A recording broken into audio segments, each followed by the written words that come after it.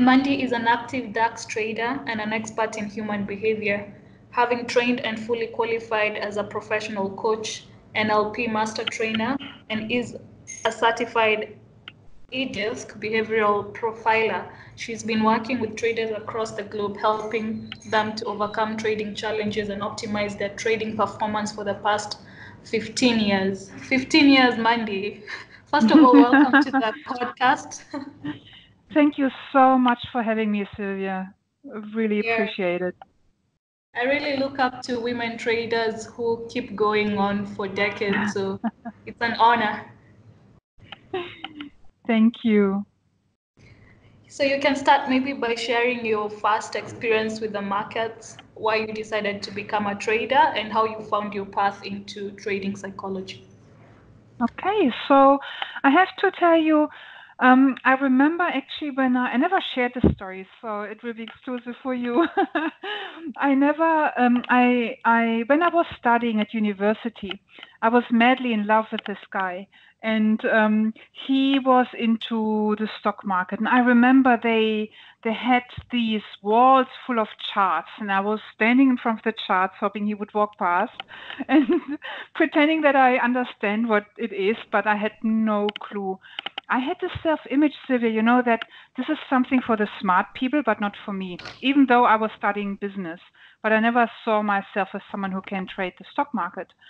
So, looking back, I think that was really my very first experience. Of course, this guy never noticed me, and our paths went different directions. But so I really remember that was my first exposure to the stock market.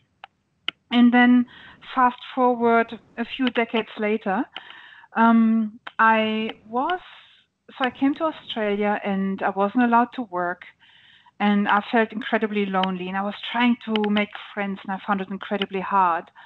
And then there was this little sign in the gym, a night of success, a free seminar. And I thought, oh, maybe I meet people there. So I went to this free seminar, and it was my introduction to wealth creation. I had never heard about personal development and wealth creation. It was completely new to me, right?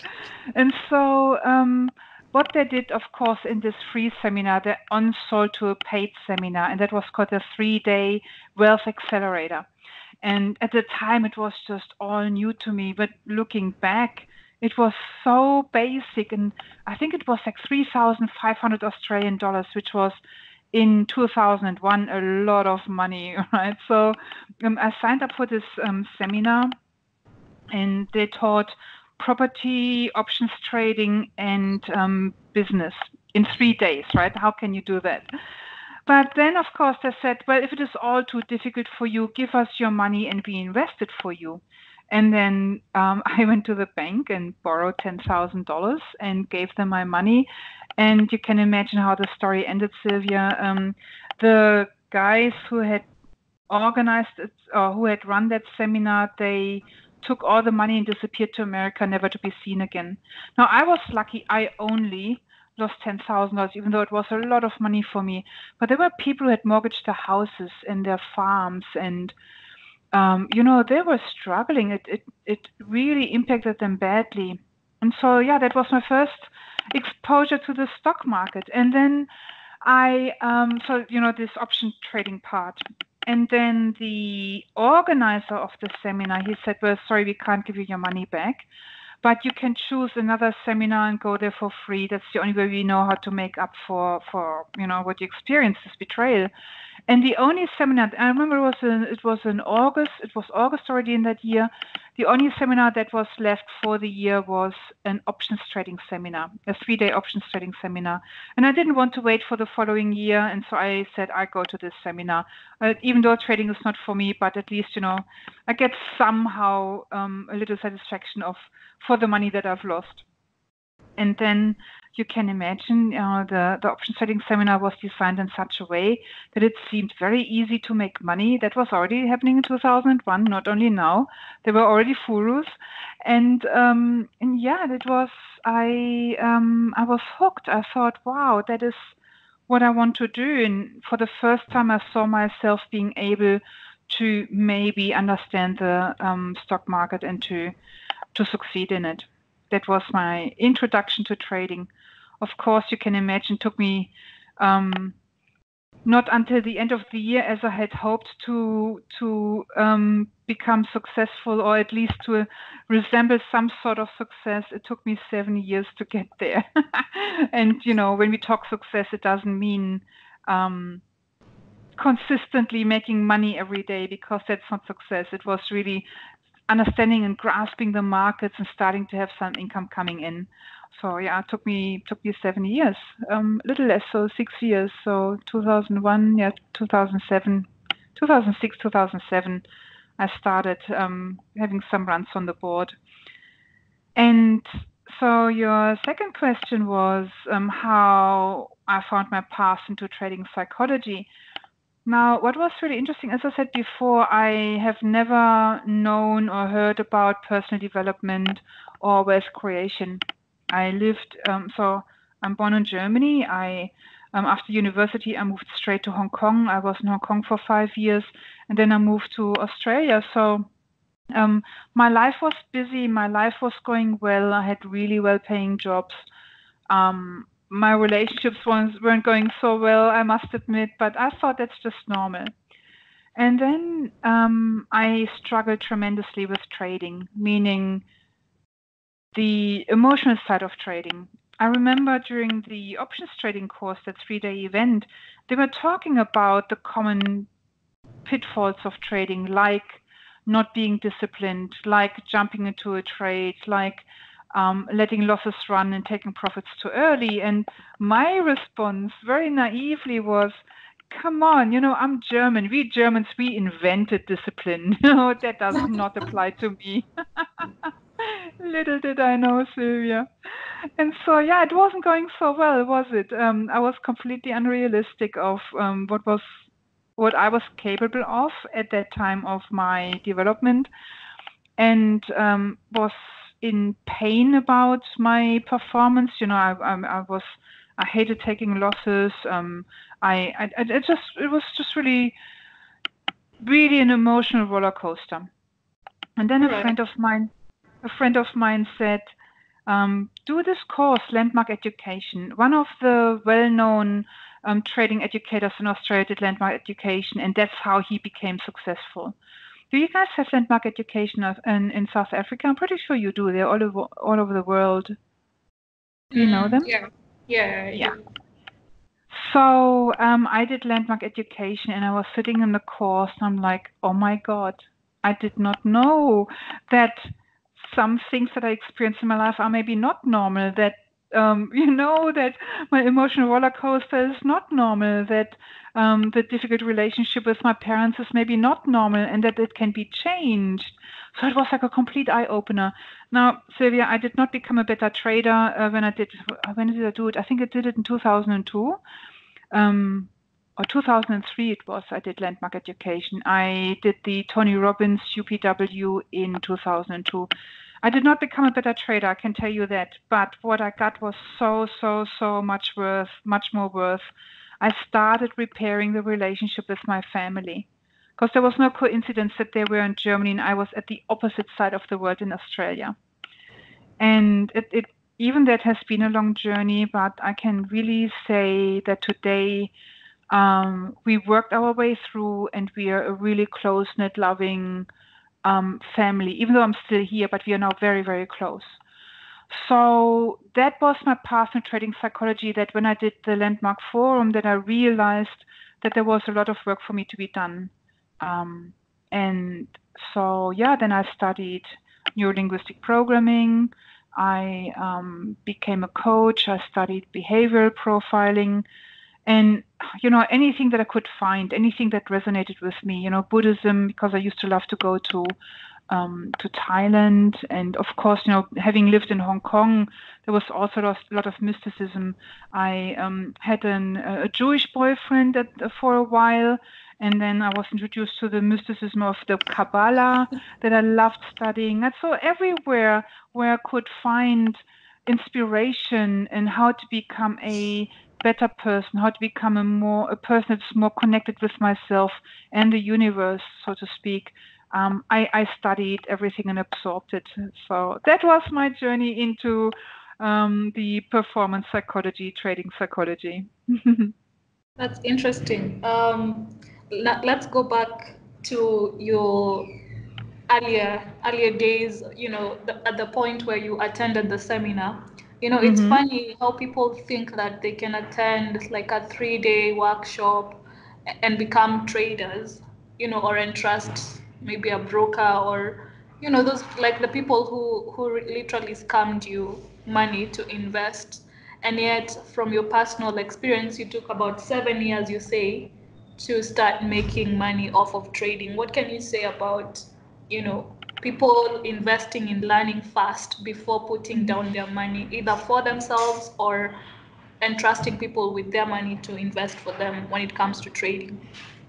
Yeah, there is so much to be said. How much time do we have? Number one, I think I'm a really good person to ask because I was that kind of person, Sylvia. I have to admit, you know. um, I thought, as I said, I think the course was in July or August, and I really honestly thought that I can be a proficient trader by the end of the year. That by Christmas I have my, maybe not a Ferrari, but a nice new car in the garage. Where I got this idea from, no idea. I'm pretty sure the guys in the training course did not say that. They would have warned us. But I was so disillusioned, not disillusioned, delusioned. And now if you look back at what causes this kind of blindness, this kind of unrealistic thinking, um, this kind of setting oneself up for failure, because any emotional distress comes from having unrealistic expectations, nothing else. So when we talk about what makes a trader successful, it is emotional stability. If someone has emotional experiences emotional roller coaster, or what we call neurotic behavior, a large part is that this person is unrealistic, right? So where does this unrealistic worldview come from? Often it comes from an being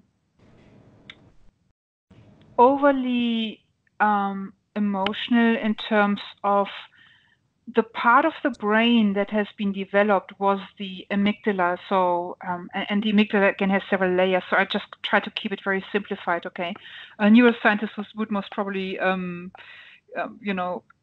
clinch, but let's just keep it simplified. So, for people who are emotional, this part of the brain has been developed a lot, and because they're emotional, the thinking brain has not been developed. And if we were to take an MRI scan of my brain at that time, the amygdala, so the emotional, the fight and flight brain, would have been lit up like a Christmas tree. Whereas the thinking brain, so the prefrontal cortex and the other parts that help us to think, would have been completely dark. So no neurological sparks, no neurological activity at all. What does that mean in real application? It meant that I have not learned how to think logically, strategically, and and analyze the world, doing a study of consequences, for example, that would show that I would always be running late because I was not able to calculate how much time I would need to realistically calculate how much time I would need.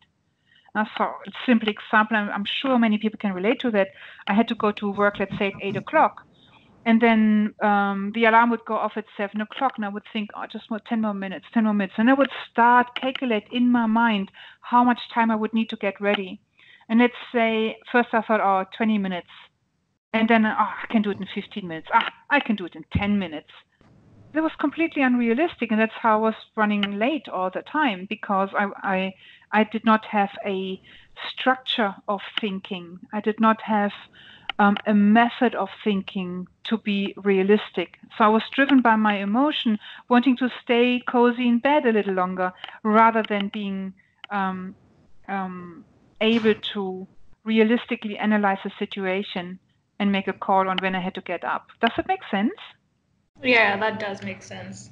And before we go into the markets you trade and following up, it's interesting that you've brought about the aspect of Buddhism and Jewish and spiritualism in finding your way into becoming a better person, managing your emotions, and all of that. Does that have a place in becoming a good trader and psychologically, mending your relationships and all that?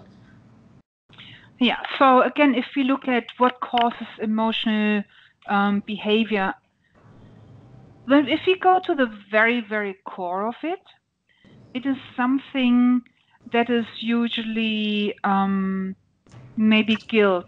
It is feeling alone, feeling unsupported.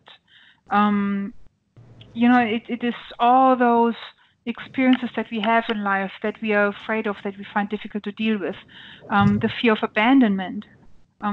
All this will show up in your trading.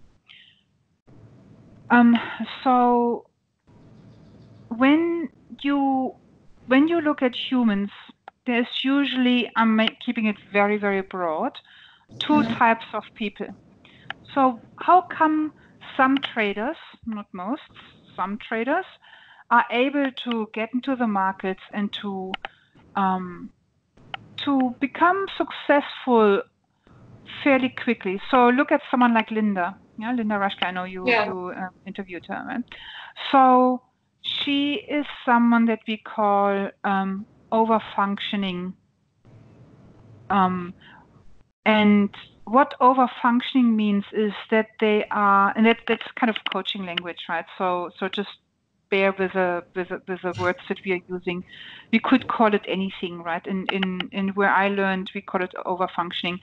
These are people who are highly cognitive. So they're very smart, intelligent, able to think sharp and quick on their feet. And anyone who has spoken with Linda, has been hanging out with her, knows she is really, really sharp. She is someone who is a visionary, who can think in multi-dimensionally, so big picture thinker. And she knows how to think rationally and how to make a fair assessment of a situation. Now, if we look now at the flip side of this, these are people who are, what I mentioned before, what I described before, extremely emotional, who have not learned strategic thinking. For me, I just simply, no one taught me. And, growing up as a little kid, you have to be lucky to be exposed to people who teach you that or not. And no one taught me. I wasn't exposed to people. But then by the time you're 18, that excuse is gone, because especially nowadays with the internet, you can teach yourself, right? So on the flip side are the people who are extremely emotional, who have not learned strategic thinking. So if you look at the book Thinking Fast and Slow from Daniel Kahneman, do you know that book? Yeah, I actually have read the book early this year. Awesome. So I love this book. It's one of my favorite books. If you look at Daniel Kahneman's book, he did all the experiments on how people make financial decisions. And you can see that the majority of those people were people who did not know how to think logically, strategically, and understand numbers. So I would make an assumption, which I can't prove because I haven't been there, but I would make an assumption that these are people who are more on the emotional side rather than on the cognitive side. Yeah. So and that's how we can learn. So I remember when I was, my favorite example, when I would be buying, let's say, a bottle of wine for the weekend, going to just relax and have a wine with my dinner. Let's say my favorite bottle of wine was $15, and then there would be another bottle of wine that is $50, so 50, but reduced to half price, so only $25. My uneducated, not knowing how to think strategically, not understanding numbers mind would say, oh, I saved $25. I go for the $50 bottle of wine. And the mistaken thinking here, the error in thinking here is that I was putting the savings into the wrong context. So in how much I can save per bottle, rather than how much more the $10 that I spent more based on my income that at the time was fixed, right? I had a certain salary and that was it. And so traders that do the same, right? Traders who don't know how to think and don't know how to strategically understand numbers, they say, I don't want to lose in that trade. Or, I don't want to lose $15. That would be the same as me saying, oh, I can save $25 in this bottle of wine, rather than looking at how much of my capital am I losing here. The extra $10 that you're spending on the $25. Exactly. So when we look at that, and that's what I'm saying, if the trader is willing to learn and to study, we can all learn how to think strategically. Yeah, and read Linda's book, Trading Sardines, understand how she thinks. Yeah, I read. She was gracious enough to send me the book. It's. I need to do a book review with her. It's really Awesome. yeah. Yeah. So So, sorry. did I answer your question on this one, or? Yeah. Well answered. So we can now go into like the markets in which you trade. From your bio, you're an active DAX trader, but for our audience who would not understand what DAX is, maybe you can tell us the markets that you trade, and like if your trading has changed over the 15 years you've been trading. Yeah. So I started out trading Australian stocks because what the trading that weekend training that I first attended was about options on Australian stocks, and but it was really hard. I did not make it. I could not relate to stocks. Then I started trading Forex because CFDs came to Australia, and then I started trading with Pepperstone, and Pepperstone's a Forex broker, right? Yeah. And so I started trading Forex, and then I was like, oh, I can trade indices, I can trade gold. So I started trading pretty much everything that I saw there. I tried everything out, and then what you can do, you can look in your account history, and if you download your account history, you get your trading statistics. And then a little later, my FX book came on the market, and then I connected my accounts to my FX book, and then I realized that my best performing trades, so my statistics that I checked every day, it showed that my best performing trades are the German DAX. Now, I don't know if that is because I'm German that I can read it best. I don't know if it is a coincidence that I like trading the German DAX. It is also, in terms of the time difference, really hard for us here in Australia because at the moment the US market opens at 1:30 in the morning and the DAX opens at 6 in the evening. So the DAX is a little bit easier for us in terms of time zone as well. That could also be the defining factor. Who knows, right? So the DAX is pretty much the German top 30 index. It's like the Dow Jones. You can compare that. And so I trade Forex as well, but only following. So I have a friend, Tony Sycamore. He used to be a trader for Goldman Sachs up in Sydney, and I get his reports. And when I see something that I like, I trade his setups, pretty much. But I'm not a specialist in Forex. I can't read Forex for my life. And that takes us, Sylvia, it takes us to finding out what markets work for you and what markets are really suited to your personality. And what was really interesting was that I used to be a show jumper on a horse. And when you do show jumping, it's very quick and fast, right? So you're in the arena, you focus on one obstacle, you take that obstacle, and then you relax. And then you focus on the next obstacle, you take that obstacle, and then you relax a little, right, in your mind. And this is the way I trade. I didn't know that at the beginning, but it only later on someone pointed that out to me, that I trade a little bit like I used to do my show jumping. Really interesting. So that came natural to me. Often I was being felt a little insecure because everybody says, you can't, we call it scalping, right? Or momentum trading. They say, no one can succeed in scalping or momentum trading. And I got insecure, and then I tried to trade maybe longer term swings. I cannot trade longer term swings, not for my life. And my statistics tell me, and that's another defining factor, Sylvia, where people who are highly emotional and don't understand how to think strategically, they usually hate numbers, and they don't know how to read their statistics. They don't know how to use their statistics in order to improve their trading, and they hate routine. The people who are more on the emotional side. Whereas people who are more on the cognitive side, on the thinking side, they would love routine. They know how to read the numbers. And if they don't know, they find it out.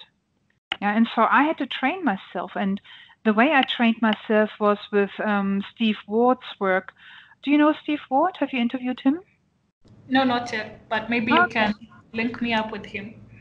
Absolutely happy to do. He's an amazing guy. So Steve wrote this book, High Performance Trading, and so this is kind of where I stole my name from for my website, because I just love this book so much. And this book is a collection of how to use your statistics to improve your trading, and not only statistics on the markets, but also statistics about your own behavior. So I learned a lot from Steve on that level. And also because he worked a lot with funds and bigger traders, he always has some really funky stories in his book about the traders that he worked with. So again, that goes back to recognizing what your weaknesses are. And the day came when I'm like, wow, I really resist understanding numbers, and I really resist routine, and I really resist keeping my statistics.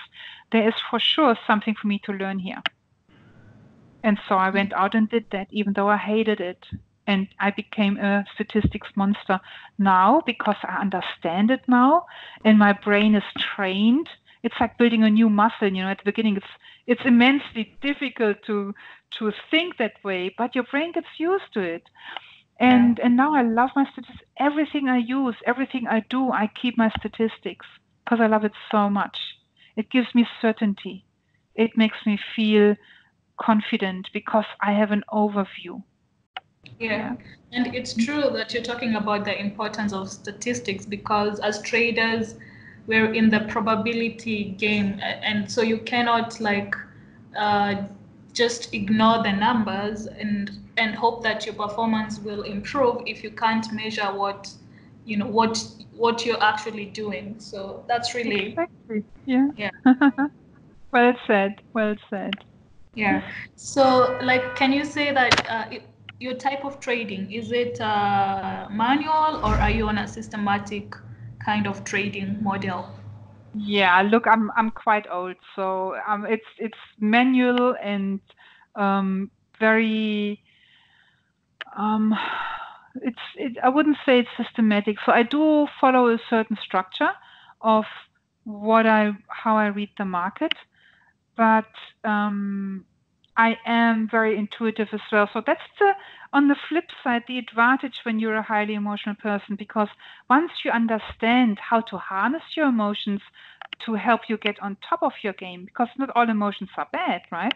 It's only if they run crazy, if they run wild.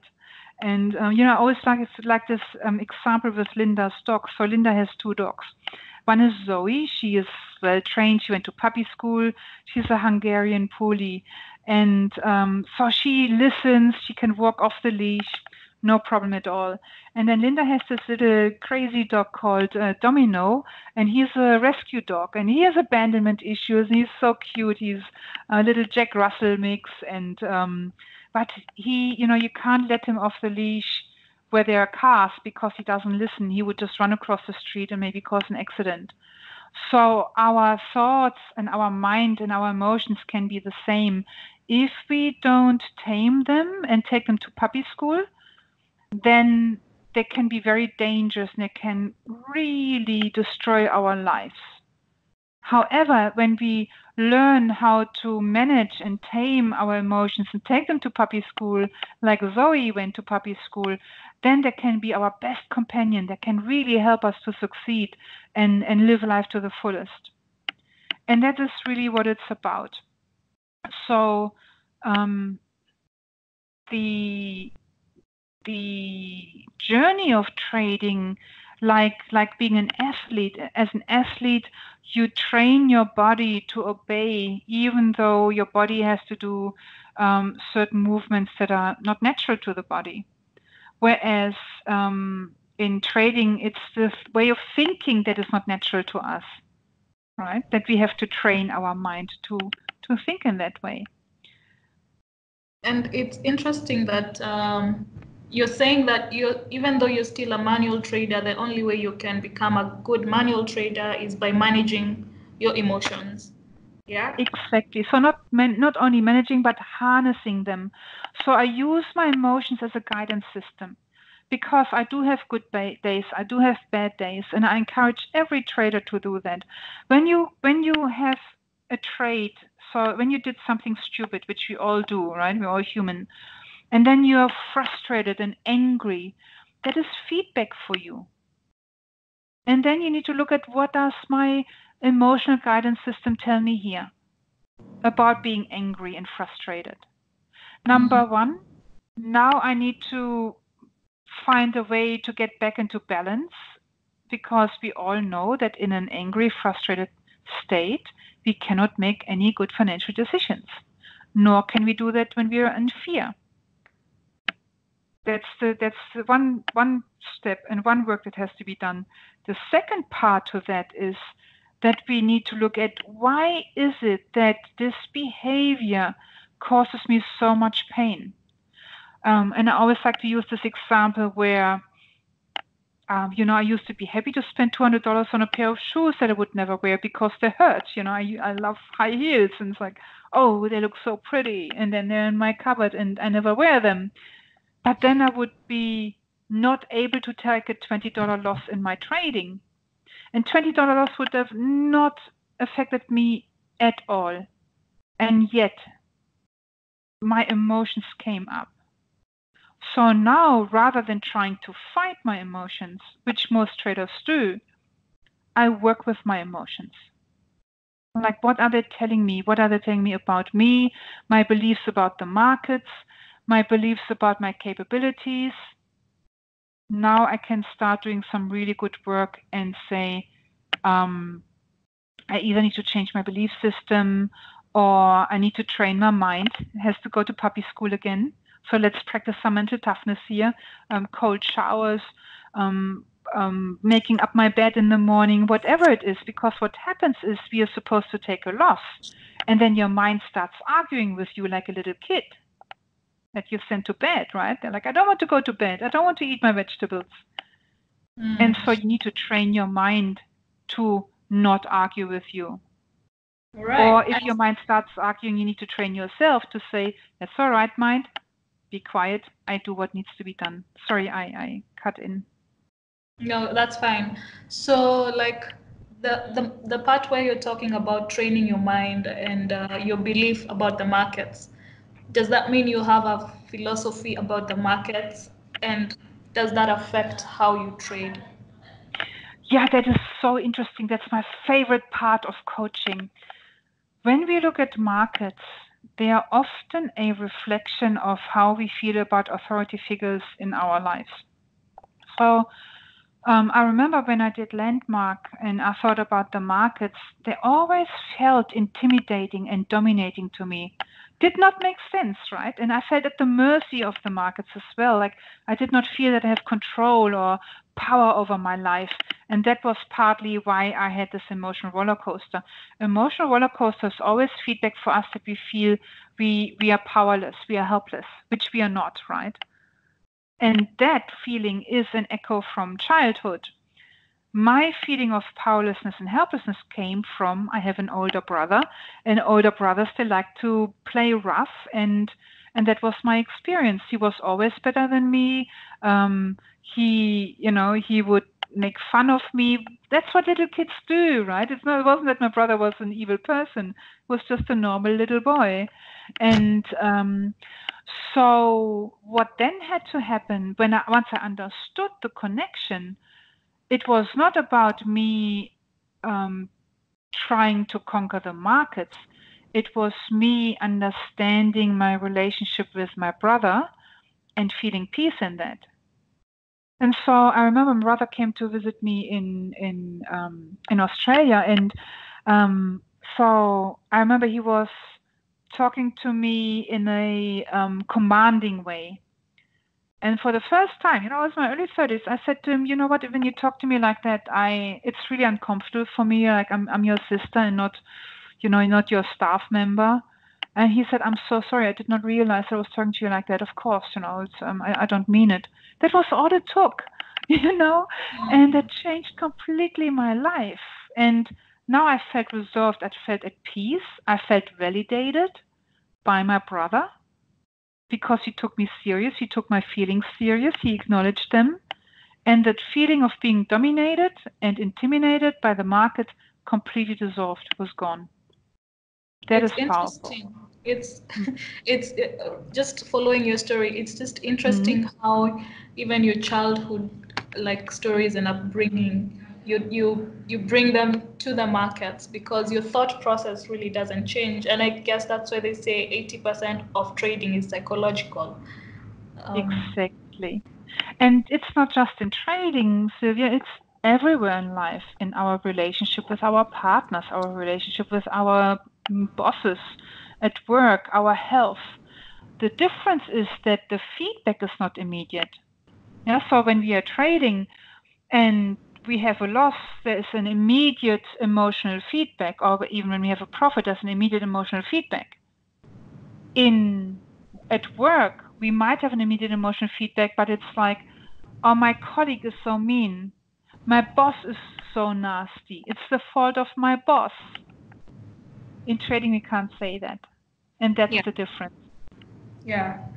So can you tell us more about now being aware, self-aware of your emotional well-being as a manual trader and taking responsibility for your losses and your wins, because at least with manual trading you have to be that self-aware. With systematic, the emotional aspect is sort of reduced.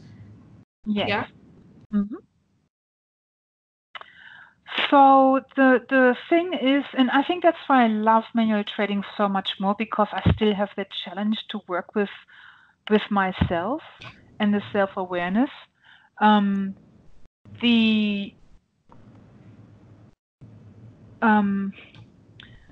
systematic trading is also something that I would have to learn completely new. As I said, I've been in the markets for a while, and that is like, we manual traders, we are like the horse and the cart, We whereas everyone else is already driving around in their fast cars, we are still having horse and cart. It doesn't really make sense, and yet this is what I choose to do rather than learning how to drive a car. You know what I mean? Does it make sense? Yeah. So that is also maybe a little bit of mental laziness, where I could say, how would my trading change if, number one, I would have to define my strategy in such a way that it can be coded, can be systemized? Because then how do I articulate my intuition? And I have a really strong intuition. That's the advantage of being someone who's emotional, we call it kinesthetic, right? Kinesthetic. Compared to someone who is highly visual. And not so much kinesthetic. Yeah, I think in that case it would just be a challenge for you, because you don't have to be a coder, but you can hire the best programmers and tell them your instructions on your strategy. But then again, because you're an intuitive trader, then what happens if there's a change in that? Yeah, how do I explain that? Yeah. And so it could be an interesting exercise, right? That even if the coding would not happen, that I then could at least say, wow, that really helped me to gain more clarity in my trading strategy. Even though my trading system is so simple, it's really not rocket science. So the systematic trading definitely, I think, has its space. What I also found, though, is when I work with traders who have EAs and trade, maybe automate their trading, that's not done with it. They are not reliable. And I know a client of mine, he gets up every night, every 3 hours to check his EA, because what he had experienced before was that suddenly a bug came into the EA and kept executing trades until his whole $15,000 account was empty, was gone. So that's why, he can't sleep at night, because he's worried that this happens again. So they do have bugs, and it's not like straightforward that they work so easily always. Yeah, markets change, right? So how do you define a changing market? But that's the thing, everything has its challenges. It's just, which set of challenges do you like to solve the most? True. And I guess also with EAs, as much as they can be profitable in certain market conditions, the risk management tools, if you have, say, like an equity stop loss, it can preserve your capital if, say, a bug or like bad news, major, like a crisis in the market happens. But then what are the odds of that happening? So, yeah. Yeah, that's the thing. You always have to deal with the unexpected, or forgetting to change the time when we switch from daylight savings to non-daylight savings, forgetting that America switched to daylight savings, like all these little things, they can all be managed, but yeah, also prone to challenges. So it's just, what is it that you prefer to deal with the most, I guess, individually as a person. We all have a set of problems that we like to deal with. It's like relationships, what's a deal breaker for you is something that someone else is totally not bothered by. And so we're almost concluding, but you can tell us one of your memorable trades. It can be a good or your best trade, or the worst trade that, and the lessons that you learned from that trade. How about my best trade who turned into my worst trade? Yeah, sure. So I remember it was 2009, I think. I was trading full time at the time. And meaning I didn't do any coaching and just focusing on trading. And I had quite a big position on the DAX, and the DAX just collapsed, now like the DAX like to do. And I was, I don't know, in like 5 minutes I was up $5,000. That was to then my best trade, right? I was like, wow. Actually, it wasn't 5,000. It was 4,989.50 or something. And I'm like, just $1.50 more, come on. And guess what, Sylvia? DAX did not do that. It turned around. I eventually got out at a $200 profit. I was heartbroken because I wanted to have another $1.50 to have my round $5,000 number as a profit. I missed out because then, having read Daniel Kahneman, you understand, then anchoring had set in. Suddenly, a $4,500 profit wasn't good enough anymore. I wanted to have the 5,000. Framing, everything happened where I couldn't think anymore. I just was like, what am I going to do? What am I going to do? Because now I didn't have a benchmark anymore, right? I was completely confused. Like, is the market going to come back up, or is that it?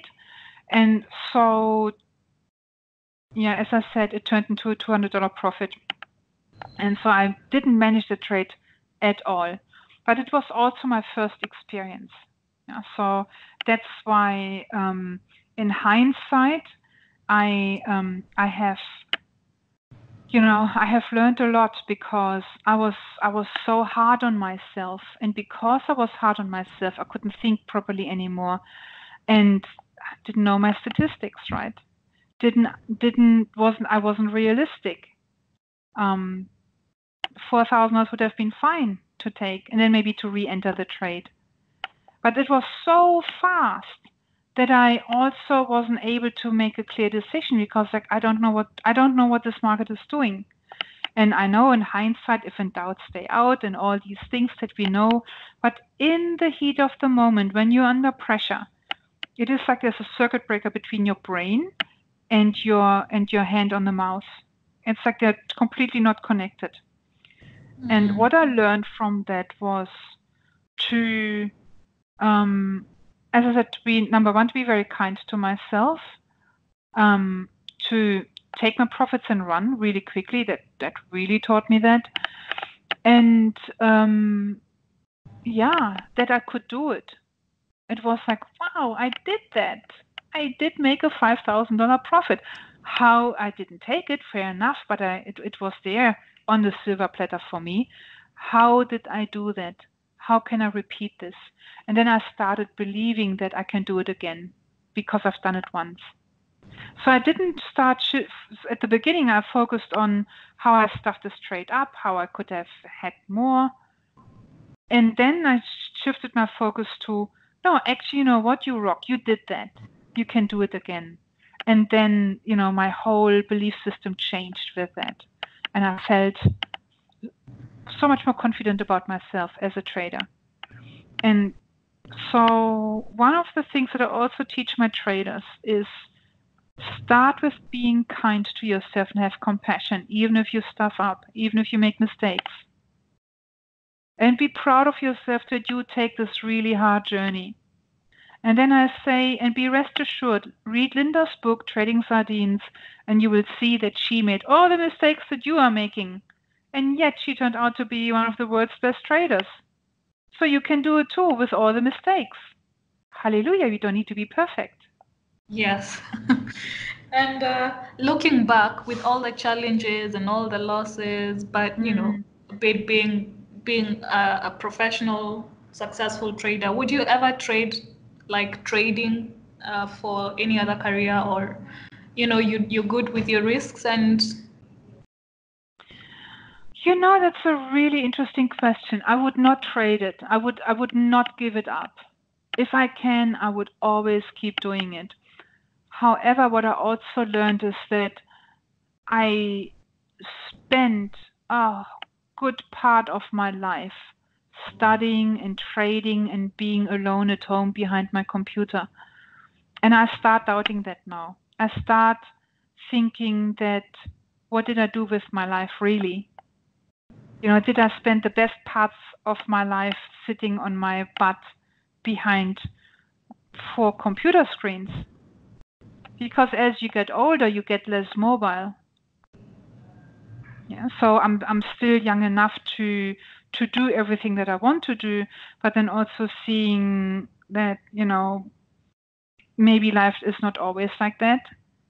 I doubt if my decision was correct. So I would maybe, in hindsight, make sure that my life is more balanced. Which then on the flip side, and it is proven that if you have more happiness in your life, and happiness comes with fulfillment, and fulfillment comes, by the way, with being, what's it called? Disciplined. So happiness comes with doing things that you don't feel like doing. Funny enough, it's really weird, because that's the only way how you accomplish things in life. So if I had looked at my life more holistic, I would have maybe been successful earlier as well, rather than being so closed-minded in detail, trying to force my way through trading. Yeah, do you know what I mean? Like I was working so hard at it, and I was so proud of working hard on my trading, which in hindsight I see that was addictive behavior. That was avoidance behavior, because my life sucked. I didn't have many friends. So it was easy for me to stay. Yeah. Unfortunately, most traders, that's how they start out, by locking themselves up and Yeah. telling your social life is dead. But you can still, like you're saying, you can still manage to have a balanced life if if you have the right approach. So And it's maybe even the opposite. Like if you have a balanced life, you perform better. Like the research has shown that. And also, Sylvia, when I started, there was no internet. That's another thing. Like social media now with Twitter and as you said, I'm really active on Twitter and all the other social media challenges. That has changed. Yeah. So you mentioned two books in this interview: High Performance Trading by Steve and the one by Daniel Kahneman, Thinking Fast and Slow. Which other book do you recommend to beginning traders or even advanced traders to just help them in their trading journey? Oh my God. How And much room do trading you have? sardines. Trading Trading sardines. sardines, of course. So let me classify that a little for you. So trading sardines is really, I read that through the eyes of a human behavior specialist, and I ran a few webinars on that with Linda's kind permission. She's so generous. She's just really amazing. So reading trading sardines through the eyes of the behavioral viewpoint and looking at what was it that helped Linda to succeed in trading. Yeah? For example, the early start when she had mentors or backers, who backed her financially, they also took her every Friday through all the trades in the pit. I mean, who does that, Sylvia? I don't have anyone that I go through my trades with now. I mean, I did that for a while, and now I don't do it anymore because I'm not working with a trading coach at the moment. But this is what needs to be done, that you have someone that you go through with your trades, because you can't see yourself from the back of your eyeballs, and you need someone else who expands your viewpoint, who sees things that you can't see. So definitely Linda's book in terms of behavior and her stories are just fascinating. Number two, High Performance Trading. Really the best book on statistics, how to read your statistics. That's all you need. Number three, Marty Schwartz, Pitbull.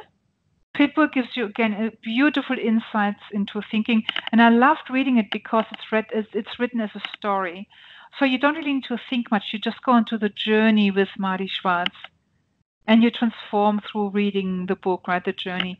I also loved. What's his name again? More Money Than God. I can't remember the author. So More Money Than God is about how hedge funds really destroyed themselves and had big losses, and also showing how human they are, these guys. And for example, one story, so that is what's his name? Sebastian Mallaby. So one story is how George Soros is the one who actually caused the last push down in the 87 crash, because that's when he liquidated his portfolio, and then it rebounded all the way back up. What do you think how he felt? Really angry most probably as well. And to see that again, this guy did this massive mistake, liquidated his portfolio. It must have been a big portfolio that it caused the last move down in the 87 crash. And then it rebounded all the way up. Yeah, so again, these stories. Then, of course, thinking fast and slow is really important. And then, we should not forget the books that teach us about trading. So the technical skills. Yeah, I think that's a lot of books already. Okay. The one by Steve, High Performance Trading. Yes. The author is, the second name is Steve. I beg your pardon? What's the Ward, second Steve one? Ward. Awesome. WARD. He Okay. also wrote a beautiful book called Trader Mind, where he talks about how meditation and mindfulness helps us to become better traders. And so if you look at meditation and mindfulness, what they really help is with the early warning signal in your emotions, right? So I spoke about the emotional guidance system before, and I practice mindfulness. And I remember Linda was saying in a different interview that she doesn't meditate. And then I said to Linda, I argue that you do mindfulness. And she's like, because when you are riding your horse, you have to be focused and present in the moment. Otherwise, the horse is going to play up. And that is the definition of mindfulness. So Linda might have not been aware that she practices mindfulness when she's on her horse, you know? So Yeah. what mindfulness does for you is that you become so in tuned and so aware and so present in the moment that you feel unhealthy, destructive emotions creeping up. And as you feel them creeping up, then you can still do something about it rather than when they catch you by surprise because you're so unaware. So to give you another example, I don't know if you ever had this experience, but I remember in the past, going through my journey, when I felt vulnerable in a group setting, so I wasn't really good with groups of people. I was very shy. Funny that I now speak to hundreds of people in a room and thousands of people on a webinar. But so I was very shy, and when something would throw me, I would feel very vulnerable, and I didn't understand it at the time. I just would feel discomfort, and because I would feel vulnerable, I would then not want to feel that because I was afraid. I would feel helpless and hopeless. And what I would then do is I would start clowning around. I would start like stupid words came out of my mouth. I'm like, oh my God, what am I saying here? And I just couldn't stop it. It was like verbal diarrhea. And it was like my brain was switched off again, right? So the circuit breaker between the brain and my mouth. And I felt then even worse because I had no control over my behavior. Now I understand what that is. That was the vulnerability, the fear of it, and that was what I needed to complete. So becoming emotionally stable. When you look at other people, they would try to avoid the experience of losing control, so they would become controlling. Right? So for everyone, it could be it's something different. So for me, it was vulnerability, feeling exposed, whereas others would be they're feeling that they're losing control, and they try to gain control back by pressing that mouse button. So understanding that my journey to heal and to become emotionally more stable was, for example, when I felt under pressure, when I felt vulnerable, to recognize it straight away. It's like, oh, here I feel vulnerable now. I know that I'm prone to doing and saying stupid things. Now I will just be quiet and I will have compassion for myself, and I will be really kind to myself, and I will just be withdrawing until that feeling is going away. And that's kind of the same that you have to do in your trading. So I was just working with a trader who had a big loss. And then he started micromanaging his trades. And the journey with him is to help him be in that moment with him in the trade and have his back and help him to endure that urge to press that button, because that is his way of gaining control back. And he would miss out on a lot of profits. Like, he's a good trader. Yeah. And so that is what emotional stability is, being able to endure discomfort and unfamiliar feelings. I hope that makes sense and is helpful. Yeah. Thank you so much for your sharing, especially on the psychology bit of things. You're really in depth. It's really informative to hear, from you, Mandi. Thank And you. yeah, I really like the way you explain things. It's so easy. Anyone, even a child, can understand. And we know trading can be a bit technical. So if you making things as simple as they are, it's really commendable. I'd really love to have you in future, you know, if you have the time. Sure, anytime if I can help your group, I'm happy to. Thank you Yeah. so much, Sylvia. You're And I've welcome. heard you do some awesome work as well. So there's a Yeah. lot of work to be done in our industry, a lot of help needed there. So yeah. Yeah. Probably in the future, I might be having a live audience. So if they have questions on psychology, I'm just gonna give you a shout and you can help. Sure. Yeah. That's my favorite thing to do. I always say I hate Mandi TV. I hate standing there and teaching something because, in my opinion, it doesn't do anything. All the information that is needed is out there already. And so that's why I changed pretty much the way I work with traders. I run